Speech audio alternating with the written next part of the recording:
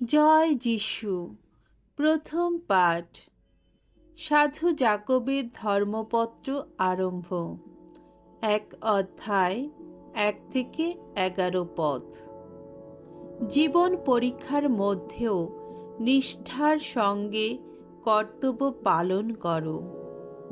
অটুট বিশ্বাস নিয়েই সৎ জ্ঞান প্রার্থনা করো। ঈশ্বরের ও প্রভু যীশু খ্রিস্টের সেবক আমি জাকব এই পত্র লিখছি ইসরায়েলের 12টি গোষ্ঠীর সেই তোমাদেরই কাছে, যারা জগতের নানা স্থানে ছড়িয়ে রয়েছ। তোমাদের সকলকে আমার প্রীতি নমস্কার জানাচ্ছি। ভাই, তোমাদের যখন নানা জীবন পরীক্ষার সামনে দাঁড়াতে হয়, তখন তোমরা বরং নিজেদের পরম ভাগ্যবান বলেই মনে করো। তোমরা তো জানো তোমাদের বিশ্বাস এইভাবে যে যাচাই করা হয়, তার ফলে তোমাদের অন্তরে জেগে ওঠে নিষ্ঠা। তবে একটা কথা, সেই নিষ্ঠা যেন কর্মে পুরোপুরি সক্রিয় হয়ে থাকে, যাতে তোমরা সিদ্ধ পূর্ণ পরিণত মানুষ হয়ে উঠতে পারো। হতে পারো এমনই মানুষ যাদের মধ্যে কোনো কিছুরই অভাব থাকে না। তোমাদের কারো যদি থাকে সত্যিকার জ্ঞানের অভাব, তাহলে সে ঈশ্বরের কাছে তা পাবার জন্যে প্রার্থনা করুক। তাকে তা দেওয়া হবেই।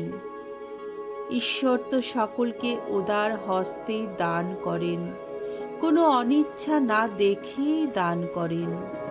তবে হ্যাঁ, তার ওপর গভীর বিশ্বাস রেখেই প্রার্থনা করা উচিত।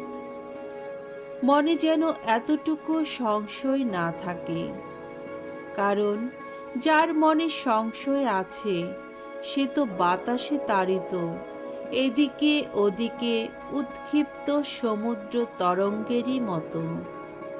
এমন মানুষ যেন প্রভুর কাছ থেকে কিছু পাবার প্রত্যাশা না করে। সে যে দুমনা, সব ব্যাপারেই অস্থির। আমাদের যে ধর্মভাই দীন অবস্থায় দিন কাটাচ্ছে, ঈশ্বর তাকে যে মর্যাদায় উন্নীত করেছেন তা নিয়েই সে গর্ব করুক। তেমনি যে ধর্মভাই ধনী মানুষ, ঈশ্বর তাকে যেভাবে অবনত করেছেন সে তা নিয়েই গর্ব করুক। কেননা সে তো মিলিয়ে যাবে ঘাস ফুলেরই মতো। সূর্য যখন আকাশে ওঠে, প্রখর উত্তাপ ছড়ায়, তখন তো তৃণখণ্ড ঝলসে যায়, তার ফুলও মাটিতে ঝরে যায়। যার ছিল এত রূপের বাহার, সে তো তখন বিলীন হয়ে যায়। তেমনি ধনীও তার যত কর্ম প্রচেষ্টা চালাতে চালাতে একদিন নিঃশেষিত হবে। প্রভুর বাণী। ঈশ্বরকে ধন্যবাদ। সাম সঙ্গীত 119 অধ্যায় 67 থেকে 68 পদ, 71 থেকে 72 পদ ও 75 থেকে 76 পদ। ধো, প্রাণ আমার নামক প্রভু তোমার করুণা ধারা। আহা, বাঁচুক আমার প্রাণ। অপমানিত হওয়ার আগে কতবার গিয়েছি ভ্রান্ত পথে, এখন কিন্তু মেনে চলি আমি তোমার আদেশ বাণী। তুমি মঙ্গলময়, মঙ্গলই করো তুমি। তোমার বিধি নির্দেশের মর্ম কথা আমায় বুঝতে শেখাও। আসলে অপমাননা পেয়ে আমি তো হয়েছি উপকৃত। তোমার বিধি নির্দেশের মর্ম কথা তাতেই বুঝেছি আমি। হাজার হাজার সোনা ও রূপোর টাকার চেয়ে তোমার শোনানো বিধান বচন আমার কাছে তো অনেক মূল্যবান। ওগো ভগবান, আমি জানি কত ন্যায় নির্ভর তোমার বিচার নীতি। তুমি সত্যনিষ্ঠ বলেই তো অবমানিত হতে দিয়েছ আমায়।